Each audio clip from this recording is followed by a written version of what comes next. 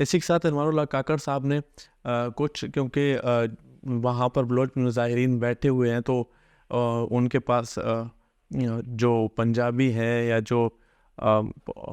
صحافی برادری ہے وہ جاتی ہے ان کے ساتھ،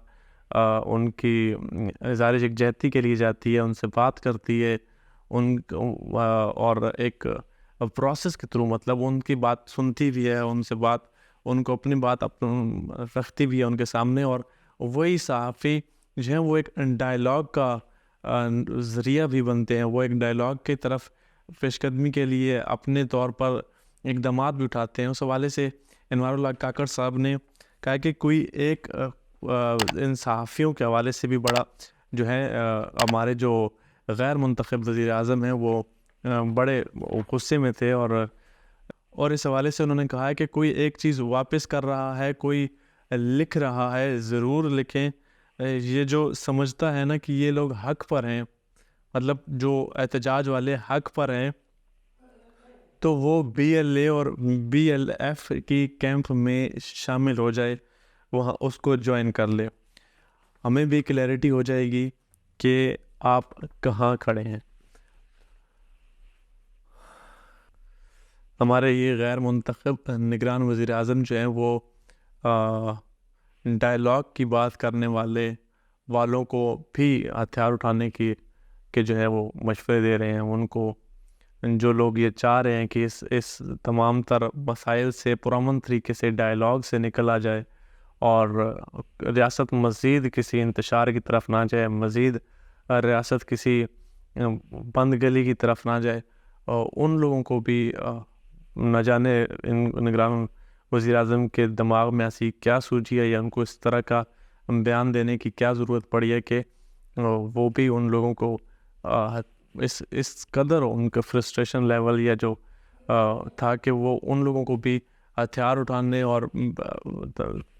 جو شدت پسند تنظیمیں ہیں ان کو جوائن کرنے کا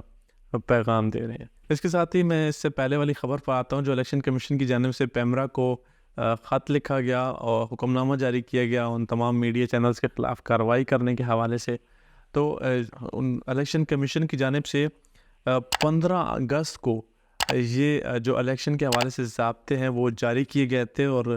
اس میں یہ کہا گیا تھا کہ آئندہ عام انتخابات کے لیے جاری ضابطہ اخلاق میں الیکشن نے کسی بھی پولنگ اسٹیشن یا حلقے میں کسی بھی ایسی سروے پر مکمل پابندی عائد کرتی ہے جو ممکنہ طور پر ووٹر کے ووٹ ڈالنے کے آزادانہ انتخاب کو متاثر کر سکتا ہے۔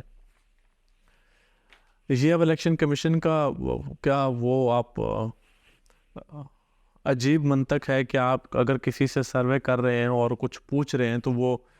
کسی دوسرے شخص کا، مجھے اگر کسی جماعت کو ووٹ ڈالنا ہے تو دوسرا شخص جو مرضی رائے رکھتا ہو، جو مرضی وہ ووٹ ڈالنا، جس مرضی جماعت کو ووٹ ڈالنا چاہتا ہو، اس سے مجھے کیوں فرق پڑے گا؟ میں تو اپنا نظریہ ہے، میں جس جماعت کو پسند کروں گا یا جس بھی، کیونکہ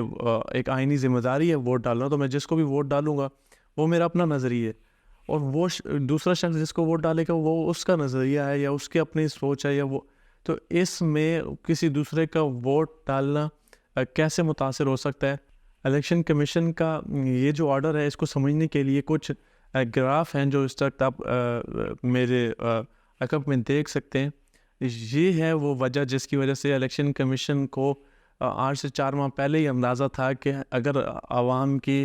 میں سروے کے لیے کوئی چینل جاتا ہے تو عوام کی نبض پہ الیکشن کمیشن کا ہاتھ پہلے سے ہے۔ الیکشن کمیشن جانتا ہے کہ عوام کا جھکاؤ کس طرف ہے، عوام کی سپورٹ کس طرف ہے۔ یہی وجہ ہے کہ الیکشن کمیشن نے شروع دن سے پابندی لگائی ہوئی ہے۔ عوام، ظاہر سی بات ہے، عوام کا جس طریقے سے PTI کی طرف جھکاؤ ہے اور جس طریقے سے عوام PTI کے لیے نکل رہی ہے، یا آپ نے نئے سال کی پر بھی دیکھا، مری میں، لبرٹی چوک پہ، اسلام آباد میں، دبئی میں، تمام بڑے شہروں میں اچھے مقامات پر، بڑے مقامات پر عوام جمع ہوئی اور PTI کے حق میں، عمران خان کے حق میں نعرے بازی کی ہے۔ تو اس حوالے سے الیکشن کمیشن کا یہ خوف سمجھ میں بھی آتا ہے کہ آخر کیوں الیکشن کمیشن جو ہے وہ میڈیا چینلز کے سروے کرنے پر پابندی لگانا چاہتا ہے۔ اب تک کے لیے اتنا ہی. اپنا اور اپنے عزیز و اقارب کا خیال رکھیے گا. اللہ حافظ.